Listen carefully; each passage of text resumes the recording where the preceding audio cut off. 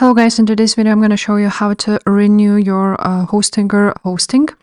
So when you log into your Hostinger, as you can see, there are some pending payments for me.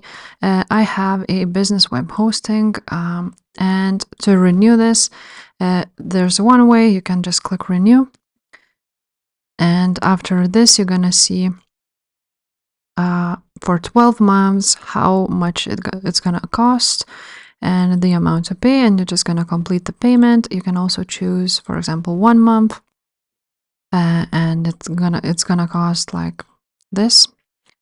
Also, there's another way. You can go to billing, and right here you can see renew now button and renew your business web hosting or any other hosting options. If this video was helpful, please leave a like, subscribe to this channel, and I will see you next time. Bye.